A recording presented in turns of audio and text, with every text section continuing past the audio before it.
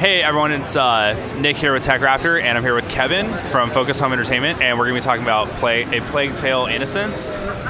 So, for anyone out there that doesn't know what it is, can you just describe the game for me? A Plague Tale is a third-person action-adventure game that tells the story of two young brother and sister, Amicia and Hugo, who are trying to survive harsh medieval time in the southwest of France. They will face the Inquisition and huge swarm of rats spreading across the country. It was definitely a really dark and dreary kind of game. I noticed with the art style, you have a lot of film grain and like chromatic aberration and very like muted tones. Was there, like, what was the inspiration for the kind of look for this game? We've looked a lot about paintings and clair-obscur. Those kind of tone, impressionist, and we wanted this palette to be desaturated, to be as close as possible to the tone of the story we want to tell. So it's not a joyful game, even if some part of the game will be more joyful, and then we will add more color to it, literally. So that was my next question. Is the game ever going to get? Is it going to kind of go have highs and lows as far as like happiness and kind of dreadfulness, or is it going to be just a really dreadful experience all the way through? You know, when they start the game, their family is slaughtered by the Inquisition, so definitely it will be a hard time for them. But they will live, they will face hope again, and they will discover each other and learn to love each other also. So they will have relief of good time.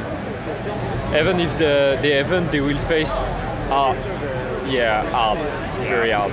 It's definitely a hero's journey. All right, so let's talk about the rats. One thing I noticed about them is that they kind of move like water almost. Like they're just this flood of rats, and it's actually kind of scary, and I didn't think it would be, but after watching it, it's really tense when you see them kind of creeping up.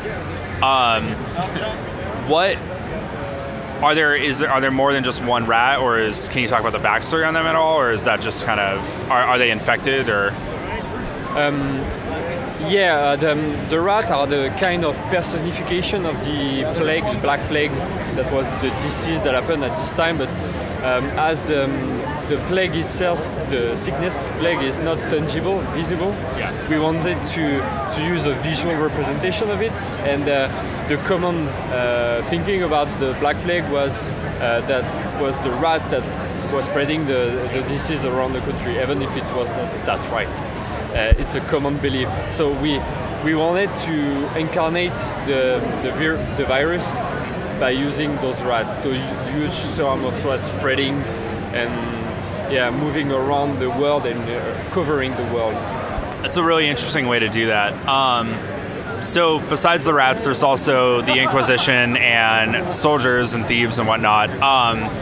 So combat, would you say this is more of a stealth kind of, because you're not powerful, you're not like a knight or anything, kind of game, or where you have to use your wits more, or is there ever a point where I'm going to be able to just kind of run people through with swords? It depends. I will define the game more like puzzle-y game. Stealth is a component of it. Like it's, of course, there's enemy, you need to be stealth, but it's more about using the environment and clever way to survive. It's more about that. But sometimes they will have to face danger, so you will have some really tense action moments.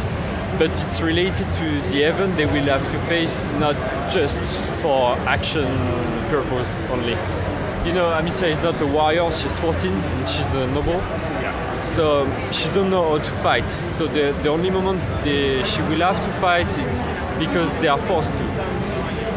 Okay, so there was the youngest child, and from my understanding, is he gonna wander off on his own if you're not watching him carefully, or is he kind of always with you? No, he will. Most of the time, he will stay obeisant. So he will stay where you ask him to stay. If you ask him to stay, or he will follow you. But as he's 5, maybe sometime he will see things and run by his own, like a normal child would do. And sometimes he can put you in danger, or sometimes just hint you on something useful that you will use to solve the game. So it's a useful tool, just an emotional tool, and also sometimes can be a constraint. So we try to play with both to keep that cool for the player. Awesome. Okay, so just to wrap this one up, the game's coming out for PS4, Xbox One, and PC. Is there a release date yet, or a release window? Next year? Okay, cool. And then is there Xbox One X, PS4 Pro, or HDR support? Yes. Awesome. So yeah, that's pretty much it. This is Nick with TechRaptor, and I'm here with Kevin, and stay tuned for more.